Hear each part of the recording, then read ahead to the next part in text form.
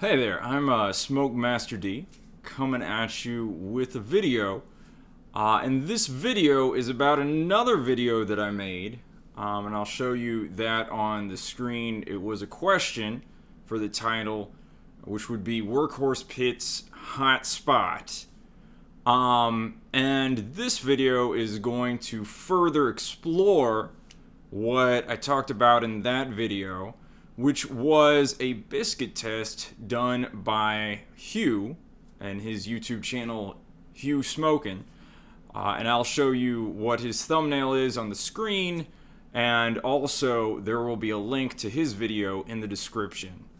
Now, the first thing that I would like for us to do in this video is to take a deep breath. And I'm actually going to do that. So you take a deep breath too. There was a lot of emotion, I think, with my last video. There's been a lot of emotional attachment to Workhorse Pits, which I think is probably justified. But my purpose in making the last video and this video requires clear thinking, clear analytical thinking, which is why I would like you to take some deep breaths. Let it out. That actually brings oxygen to your frontal lobe here, which is where your analytical, logical brain is. So let's get that.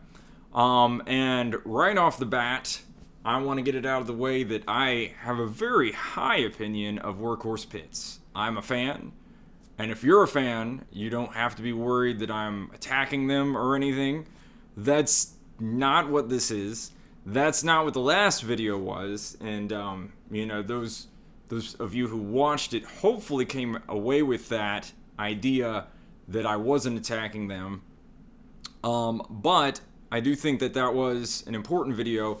And hopefully what I'm going to do here is going to do what I did in that one even better. And I am going to be taking down the previous video very soon for that reason. So hopefully this video will do a slightly better job all around. Okay? Why did I make that first video? And I'm going to give a few reasons for it. There were several people who thought, one, that I should not have made it because I didn't own Workhorse Pits. And I certainly don't agree. So I built this channel on analyzing what data is available about smokers, right? And quite a few different kinds of smokers too. Not just offset smokers, not even just traditional flow offset smokers like the Workhorse Pits. So there's that. And of course, this video from Hu Smokin was data on a pit and a pit maker, Workhorse Pits, that I've actually already covered, right? So on my screen, I'll link a video that I made for Barbecue Buyer's Guide called Caster Offsets. And in that video, I gave a rather strong recommendation for Workhorse Pits. That still stands. But the evidence from Hu Smokin made me have to reevaluate, one, what went on in the video, and two, whether that recommendation should still stand. So we're going to go over a little bit about what happened in the video in a second, right? But, so I definitely felt that I am involved. And that me making a video on it was certainly natural for me and for this channel.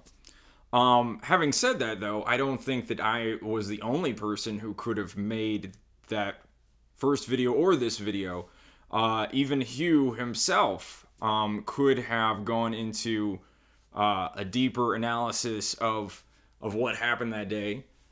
So why I'm doing all this is that users and potential users of Workhorse Pits, I believe, should, especially the ones who don't have a whole lot of experience. From watching Hu's video, I understand that he had an Oklahoma Joe's offset before this one, but maybe that wasn't enough to give him the experience in what he was doing.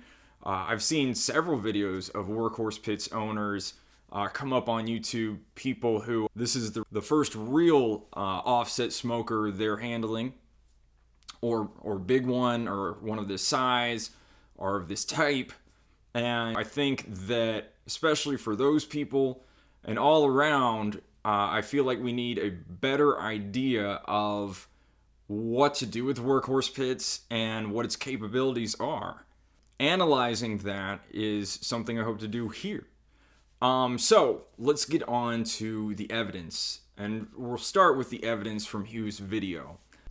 And so if you go to the time markers that I say here, definitely watch his video. It's very interesting. He does a good job on it. But at the 1 minute and 11 seconds mark, you see the browning of the bottoms. Specifically, you see stuff closest to the firebox there.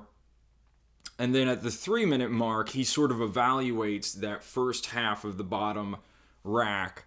And the ones very near to the firebox are not very well done. And then there's ones over here that are, you know, kind of crisp and burnt, kind of right next to it. And that sort of signifies that there's definitely some hot air coming up right there that's not over here and, you know, not further on, which has sort of burned the bottoms of those biscuits. At the 7 minute and 22 second mark, Hu explains that he believes that he will probably have to rotate food on the smoker, which, when you look at the claims from the Workhorse Pits website about the even heat distribution across the entire grate of about 5 degrees, that is, you know, not what you're thinking, right? You're thinking that when you buy a Workhorse Pits, you're not going to have to move anything around, right? So we come upon some evidence that is a little confusing to what our expectations were, and we have to kind of come up with what's happened. Now, third evidence is that in the title, Hu says that he's at 300 plus degrees. In my first video, I speculated that that might have been part of the problem, and that the Workhorse Pits are tuned to have even heat distribution at lower temperatures than that. Now, is that all the story of it? I don't know, you know. And the person who would know best would probably be JD, who owns Workhorse Pits. And, you know, maybe he'll comment, maybe he won't. I don't know. He did, however, make a comment on the video, and I'm going to throw it up on the screen. Somebody said that maybe they should take off the plate down there at the bottom that sort of redirects the heat into the main chamber. And he said, do not. I spent 6 digits on the CFD to get us the best objective inside of that chamber. So I take that as evidence that the even heat distribution should be working in the chamber somehow. So that is evidence, I believe, in itself. Next, we have somebody, Ryan B., who in the comments reported that he did a test of 200 to 225 degrees in his Workhorse Pits. We don't have a video for that, though, but we're going to take his word in good faith, and that when he did that, it was very even across the grates, that the ones closer to the firebox were a little bit faster cooking than the biscuits further on, but that it was very minimal, okay? Another thing I wanted to bring up from Ryan's B's comments, I reread them, was about a digital thermometer that you see during Hu's video, and I'll show you a picture of that on the screen. You can see that the temperatures recorded there are 412, I believe, and 342. So very strange numbers. We see Hu's temperature probes in the chamber, measuring temperatures. Of course, those numbers are wildly off. And the suggestion that Ryan B had, or other people made that he was repeating, was the possibility that Hugh had built his fire so large that flames were actually coming into the chamber, which would explain maybe how those biscuits could have been burnt on the underside. They're in the right place for the flames to be, right? So that plate there, if flames were coming under that plate, they definitely could have scorched those biscuits that way. Um, so that is another interesting piece of evidence uh, to include in this whole thing. So there we have the evidence that we want, right? That this is possible, 200 to 225 degrees. Now, I would love to see a video from 225 to 250, another one from 250 to 275, and even another one from 275 to 300. Some people like Aaron Franklin can keep a pit at 5 degrees for hours and hours. I'm not one of those people, but if you are and you can do a video, that would be really cool to see as well. But we already actually have a taker on somebody willing to do some of these kind of tests. There's a guy named Mike Rain in the comments of the last video, and he says that he's going to be getting a Workhorse Pits in another 2 months, so maybe he can make some of those videos. And if he does, I really do hope that I can put some links to that in the description of this video. So, if this is a few months out now, maybe go check the description to see if those are there. And what are the takeaways that we have? So, Ryan's evidence, which, like I said, I really do hope to see some videos of biscuit tests really going well. I think that is something that we will see in the future. But, he said 200 to 225, they came out really evenly. So, I do believe that my hypothesis from my first video that the Workhorse Pits are not tuned to plus 300 degrees could be correct. Is it the whole story? Could you run a Workhorse Pits at 350 degrees evenly across the chamber? That is a question that, of course, we can't answer right now. And maybe that's one Mike Rain can answer as well. So more testing needs to be done. But I do think that maybe when you're trying to, get these designs, do this sort of computer mapping, that you do have to kind of put it into a sweet spot. Again, that is just my thought process on that. And more testing may prove it or may disprove it. And we'll see. Right? So, okay, what questions remain?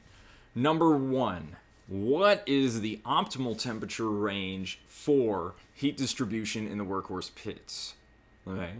So, and I think that is going to be answered sometime by more videos and more data.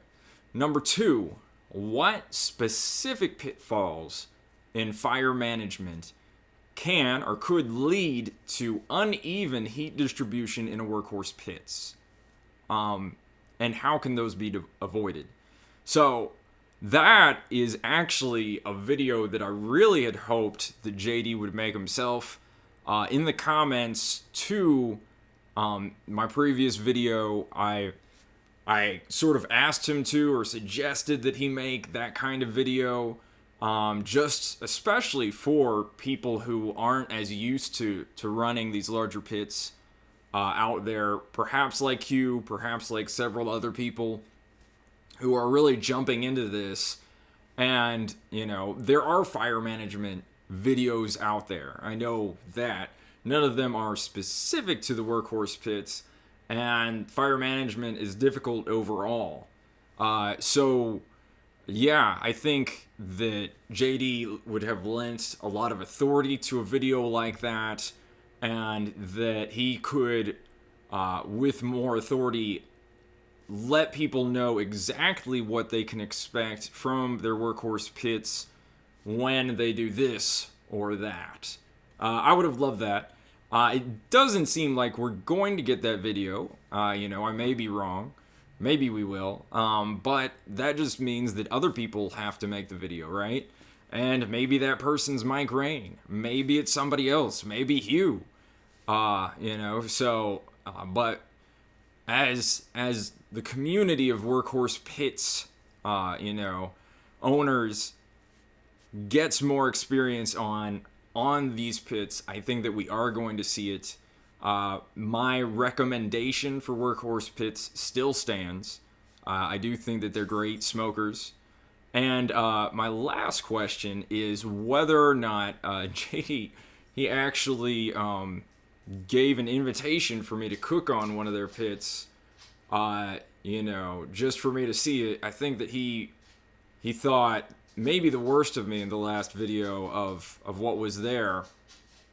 But nevertheless, I would be willing to take him up on that offer. So, this summer, most summers, I usually spend some time in Georgia. I'd love to come by and cook something on one of his pits.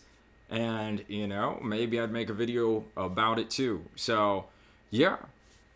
There's a lot of things I like about JD, and I'm going to take a second to go over them. His videos on tutorials actually are what sort of won me over to liking Workhorse Pits in the first place, because I wasn't a fan at the very beginning. But he seems very down to earth. He seems to know a whole lot about barbecue, have a lot of experience with barbecue. I like that he loves watching the fire, which is something he shares with Aaron Franklin.